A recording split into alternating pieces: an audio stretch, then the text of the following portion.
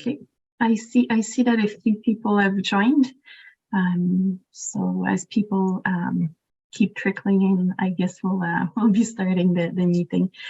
As I said, my name is Mireille Labrie. I'm the Associate Director for Annual Funds here at the Canada Foundation for Innovation. The College Fund is under the portfolio of the Annual Funds. With me today, I have Him Younes, who is a Program Officer with the Annual Funds team as well. The webinar is recorded today. It will be posted on our website for future reference if you wish to go back and consult as well. I will have a short presentation today with a couple of slides, and after that there will be an opportunity to ask questions. Depending on your preference, you're welcome to use the Q&A function, or given that I see there's not too many of us, we probably will be able to manage the hand-raising function, and if you're comfortable asking your questions with your audio and your video, you're welcome to do so as well. So give me a moment to share my screen and my presentation.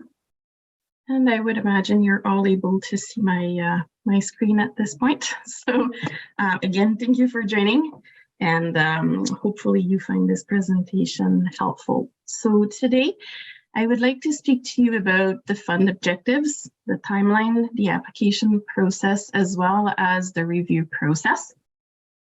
For some of you, it may be very familiar, but for some of you, it may consist of new information as well.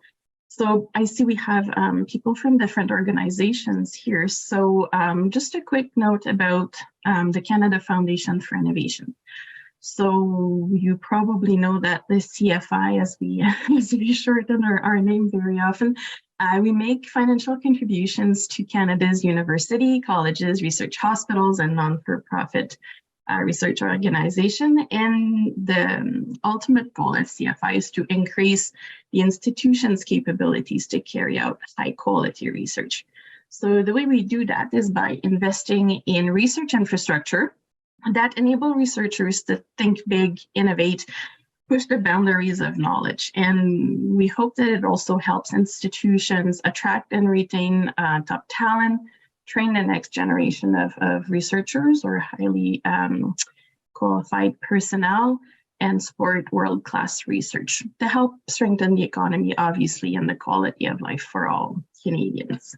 So within the context of the CFI, you probably know that we have many funds that distribute infrastructure, but specifically for the College Fund. So this is a fund that has been designed specifically for the college community that dates back under one iteration or another to 2012 at CFI. So the purpose of the College Fund is to support partnerships between colleges and a wide range of public and private or not-for-profit partners. So if you've been familiar with the College Fund for a number of years, you probably remember that in the past, it was called the College Industry Innovation Fund. So it was very much focused on partnership with private sector partners. Starting last year, we broadened the College Fund to include all types of partners. So it is no longer restricted to private sector partners. It can be partnerships between your college and a wide range of public partners. Obviously, private sector partners are still very much welcomed. It can be non-for-profit sector as well. And that applies to all domains of research, from social sciences, humanities, to natural sciences and engineering, health research as well, and obviously inter and multidisciplinary projects. So what we want to do with the College Fund is to support innovative projects that will enhance the capacity of Canadian colleges to carry out applied research and or technology development across all disciplines, and to provide the colleges with the research infrastructure that they need, along with their partners, to foster partnerships in your strategic areas of priority with your partners. And so specifically the objectives of the fund, and that's what the review of the proposals ultimately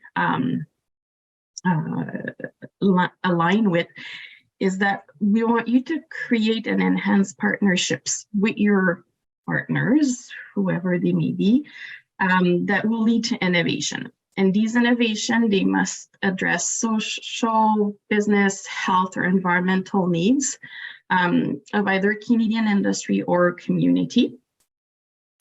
We want to make sure that through the proposals that you'll be submitting and that ultimately will be funding, that there's an enhancement and optimization to the proven applied research capacity of your college.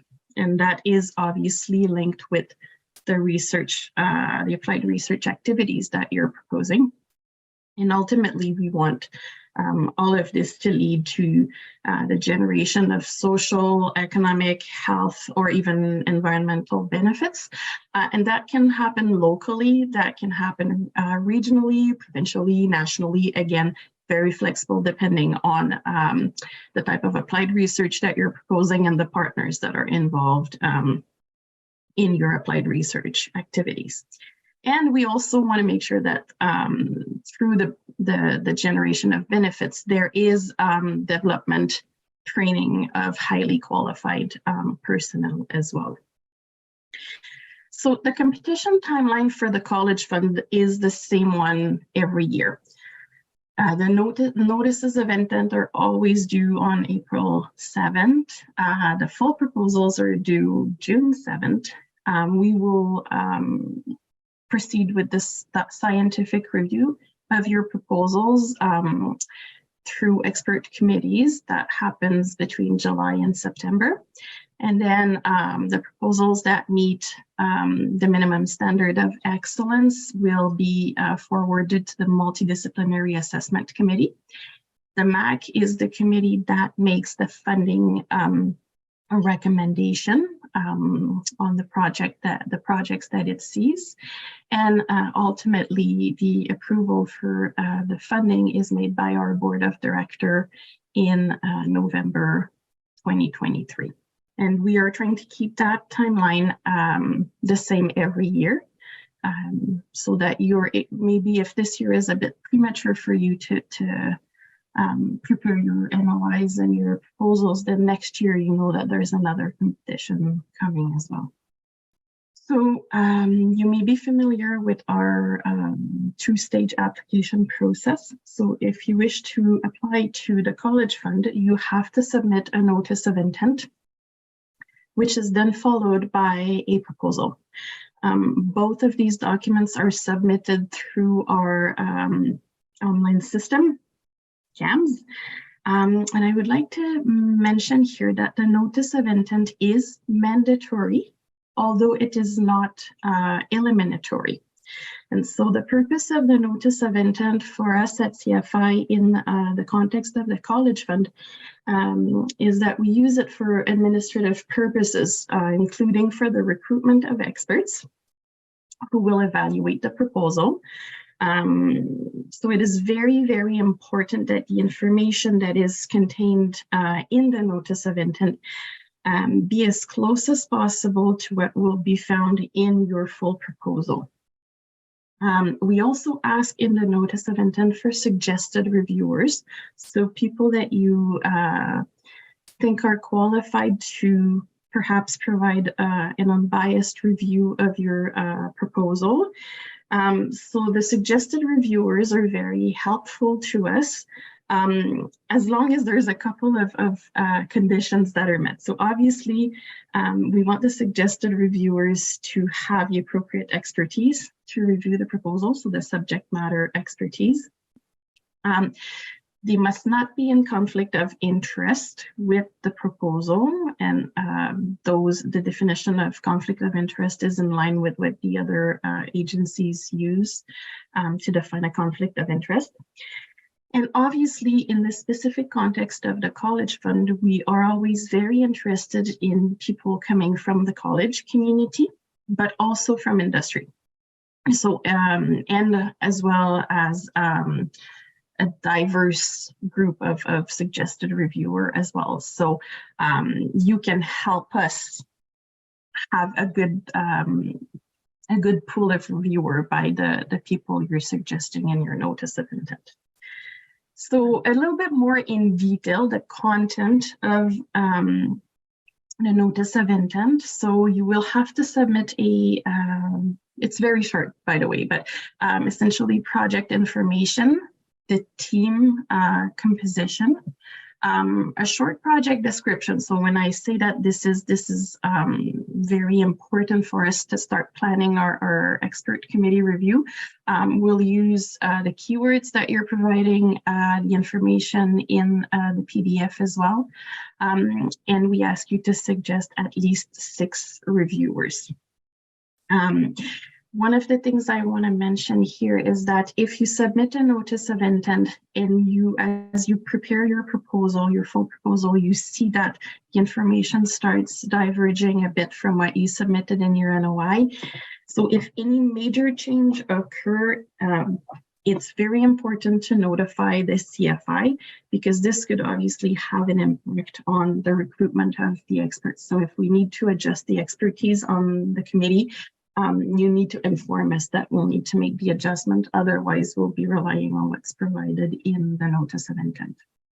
If you're planning on requesting advanced research computing infrastructure, we encourage you to consult with the Digital Research Alliance of Canada to see if their system can, one, provide what you need, and if not, then to seek their input into the systems that you'll be buying and see if they can be perhaps integrated to the national system. In terms of proposal, so obviously the proposal is more detailed than what you will submit in the NOI. So the full application, as we call it, you can see that we'll be requesting project information, a plain language summary, which is something that if your project is funded, we'll use in our communications and outreach material. You'll have your project summary, obviously the team that will be performing the applied research activities, any collaborating institutions if you have any. Obviously, the financial resources for the operation and the maintenance of the infrastructure that you're requesting. And what is the core of the proposal is the assessment criteria, which is a PDF attachment. So some of the information, the project information, the team collaborating institution is copied over from the NOI, but for the most part, it can be modified. What is a bit more difficult to modify between the NOI and the proposal is the project leader. So think carefully about who you want to be listed as your project leader. And if things change, let us know and contact us. There's back doors to our system, obviously, where we can make those changes, but they require a bit more time. Then in the finance module, that's the other big part of the proposal, you will have to list the cost of the individual items that you are requesting. If there is a construction and renovation component, we ask you that you submit floor plans and a timeline of when the construction and renovation will take place, if it's applicable, of course. You will have a section that is called contributions from eligible partner. And for this specific section, I want to take a little bit more time. What we mean by contributions from eligible partner here is partners that will financially contribute to the purchase of the infrastructure. So we don't want information about people who may be providing cash for research purposes. We really want to know who are your partners in the acquisition of the infrastructure. Obviously, CFI pays up to 40% of the infrastructure cost. Most provinces will contribute a portion as well. Some of them will contribute up to 40%. And you are responsible to find the remaining 20%. Often what we will see is either cash contribution from your institution, from foundations. We often see in-kind contributions from suppliers and vendors. In our policy and programs guide that is available on our website, we describe each type of eligible contribution for that. So, and obviously, if you have any questions regarding that, I'm happy to answer, and you can reach us afterwards as well. But I really want to specify this is contributions from eligible partners in the purchase of the infrastructure. And then obviously you'll tell us how you'll utilize that infrastructure, and then that's the financial module. Just go back. If you want to suggest different reviewers, you can as well, but the system automatically takes the reviewers you had listed in your NOI and pushes it to the full proposal.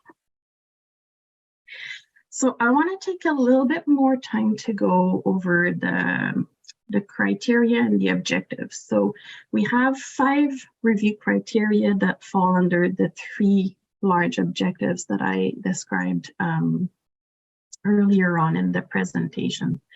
So the first objective of the College Fund is to create and enhance partnerships with the public, private, or non-for-profit sectors that will lead to innovation.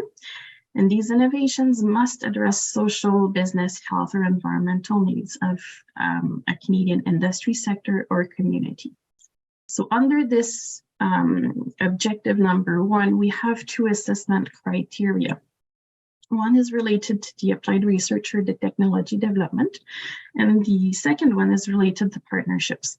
So under the applied research or technology development, we want you to show how the activities that you're proposing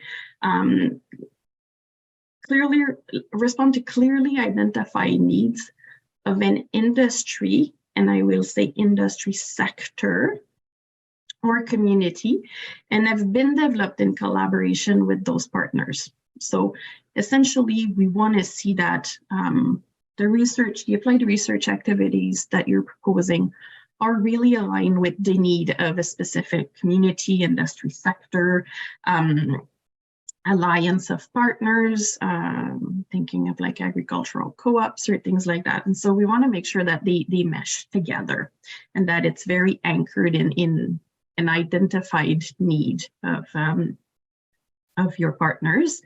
And then when we ask you to speak about partnerships, we want your institution to essentially demonstrate that you have abilities to build and maintain productive partnerships with industry sectors or communities. We want to make sure that you've identified partners, a sufficient number of partners as well to who are interested in the applied research that you're proposing. And we also want to see how you're planning on, once you have acquired the infrastructure, how you're going to keep stimulating interests and new partnerships with the community that you're proposing to help solve some of the problems. Most of the infrastructure that is being purchased is going to have a very long useful life, and so we want to make sure that it's going to remain used for its useful life. The second objective of the competition is to enhance and optimize the capacity of institutions and research communities to conduct the proposed research. Just give me a moment. And so under that criteria, you will speak about the infrastructure that you want to purchase and the team that is going to be using and maintaining that infrastructure. So for the infrastructure, because this is what we fund, it is a very important section. It seems a bit obvious, but if I'm saying it, it's because it needs repeating. We fund infrastructure. So what we're trying to see in the proposals is the link between the infrastructure and the projects that you're proposing. So you want to show that it's necessary and appropriate to conduct the proposed applied research activities. And we ask you to demonstrate that it enhances your capacity, but also show us how it will integrate with your existing applied research capacity. Is it adding to your infrastructure, your current infrastructure to increase capacity? Is it replacing older instruments? Is it a combination of both? Is it, so you get the idea. So tell us how it's going to integrate, why you need it. Tell us how you'll use it. Obviously, we want to make sure that that this equipment gets used, but also that it gets appropriately maintained, so that again it can serve your partners. It can be reliable for the research projects that may come in, and again, how you're going to keep ensuring that it's relevant for your industry partners or for your community partners. You see that the logical link with the team. Again, we want to see that your team has the breadth of expertise and experience, not only needed to conduct the proposed applied research activities using the infrastructure, but also to operate it. And the third objective, which is related to the generation of social, economic, health, or environmental benefits, we have one criteria that maps directly to that objective, which is the benefits. And so we want you to show in that section how your activities will lead to social, economic, health, environmental, or other types of benefits at the local, as I said, local, regional, provincial, national level, depending on the activities and the partners that you have. One section that is often less well explained in proposal is the development of highly qualified personnel. And in that context, highly qualified personnel means, it can mean students, it can mean technicians, it can, for some of you, it can even mean undergrads. So it's a very broad definition, but we want to make sure that there is training happening. So that wraps up essentially the criteria and how they relate to the competition objectives. I want to give you a different view of the timelines that we have. So once you submit your proposal, as I said, we'll form expert committees. These committees have for a mandate to assess the strengths and the weaknesses of the proposal against the assessment criteria. So their job is really to look at your proposal, find out how you've provided information, what are the strengths, what are the weaknesses, how does it relate to the criteria, the 5 criteria that are used for review, and really make an informed judgment on what those strengths and weaknesses are. So that's why when you suggest suggested reviewers, it's important that they be able to assess your proposals. We'll find our own reviewers as well, but ultimately together they will look at proposals and make their assessment. As I said, if your proposal meets the minimum standard of the competition, it will be sent to a multidisciplinary assessment committee. The multidisciplinary assessment committee will see all the proposals in the competition that have met the minimum standard. I should say the expert committees will see proposals grouped by subject matter, whereas the multidisciplinary assessment committee will see all of the proposals that have met the minimum standard of the competition. They will assess those proposals against the 3 competition objectives and determine which ones are recommended for funding or not. One of the things that I actually did not mention in the French webinar is an idea of the budget. Normally our budget is around $10 million, but we have flexibility based on the cohort of the proposals that we have. But usually it's anywhere between 8 and 12, based again on the merit of the proposals that are in front of us. And ultimately, the recommendations of the Multidisciplinary Assessment Committee are forwarded to our board of directors, I should say, and they make the final funding decision, and you are notified shortly after the meet of the decision for your award. On that, we have a generic email address that you can use to contact us, colleges@innovation.ca. Someone from the team monitors that email address and responds. You also all have designated liaisons in your institutions, so they're a good resource as well to answer your questions. And at this point, I think I will stop sharing my screen, and I'm happy to take any questions. Oh, there's one. Will applicants be able to name reviewers they do not want? Yes. So the question is, will applicants be able to name reviewers they do not want to review their proposals? So yes, you can send those to the college email address, and we'll group them properly internally. But the idea is, please provide as much as you can a reason. Like we do our own check for conflicts of interest and things like that, but if there are specific reasons why a specific person should be excluded, please send it and we'll do our best to accommodate it. The second question I see is, what are the key challenges colleges often face to succeed in the application process? Oh, that is a good question. It varies quite broadly, but often the most often seen reasons why a proposal would not succeed in the application process is what I was alluding to a little bit earlier in my slides. So that link between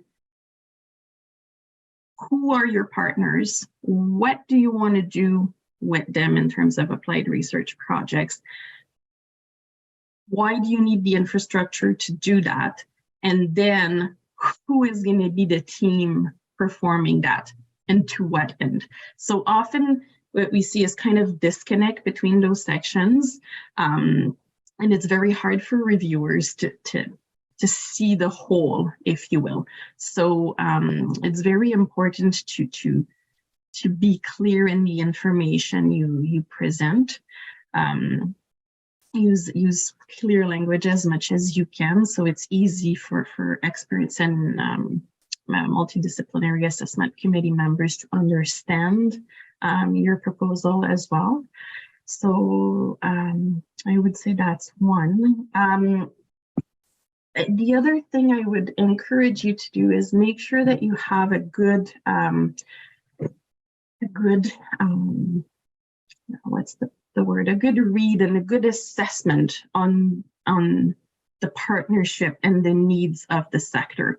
Sometimes we see very interesting projects that come in, but it's really hard to anchor into the need of the private sector, the community, the non-for-profit. And so it's really good ideas, but that connection to the need of the partners is sometimes less explicit. So I would say that's another key point to remember. I hope it answers your question. Good. For resubmission, will there be a space to address how previous reviewers' comments have been addressed in the current application? So no. So every single application that we receive, we consider a fresh application. So what we try to do in the background is we do check for proposals that are resubmitted. We try to not reuse the same experts in as much as it is possible.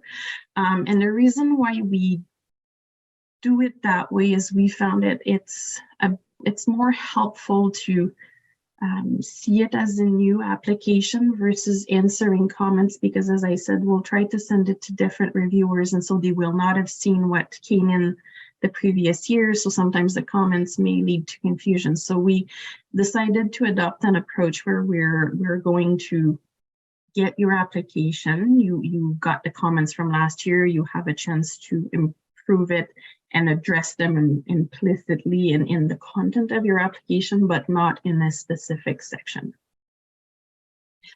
For the non-CFI portion of the project funding, is this limited to non-federal government funding programs? So if the underlying question is, can you use your NSERC to match CFI? The answer is no. So normally what we see is a CFI contribution for up to 40%. We often see provinces coming in with another 40, and then the 20 is very often in-kind contributions or cash contribution from the institutions.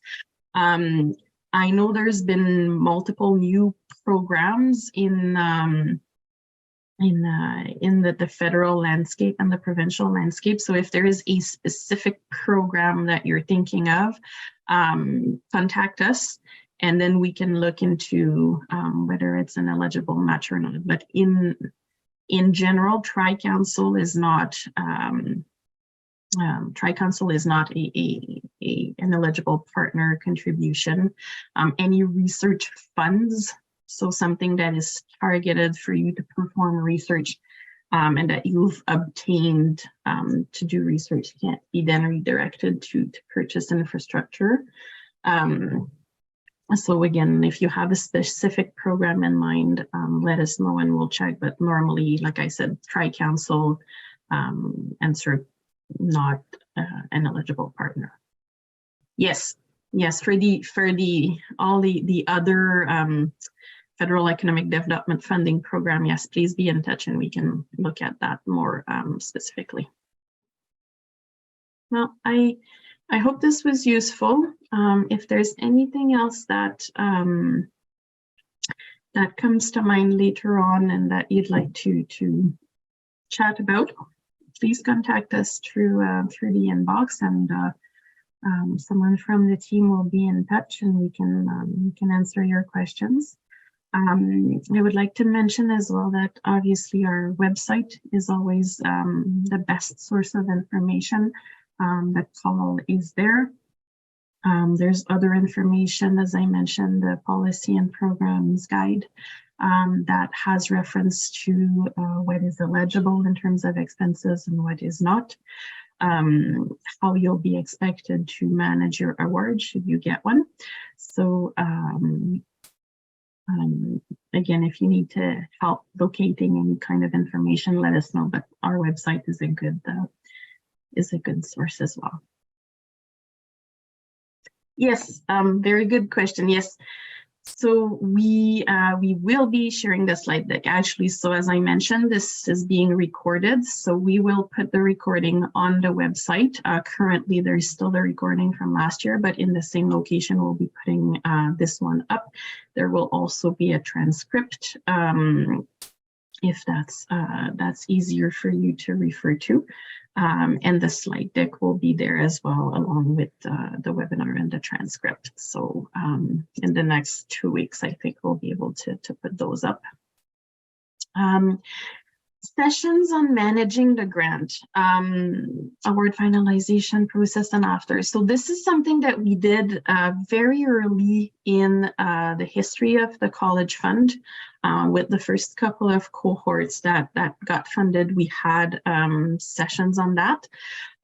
If this is something that is potentially useful, there's a couple ways where we can do it. We could potentially do a group one with the team that manages the post-award processes, or depending on the level of interest, this is something that could be done one-on-one as well with the operations team. So let us know if you get funded, or if you have a current award and you need help, and we can tailor the approach based on that. There's also a little bit of information on the website. If you go to the College Fund, there's a subsection called Manage Your Award, and there's information there as well to help you manage it. I guess on that note, I will thank everyone for coming, and I will wish you a good rest of your day, and please don't hesitate to be in touch if you need anything.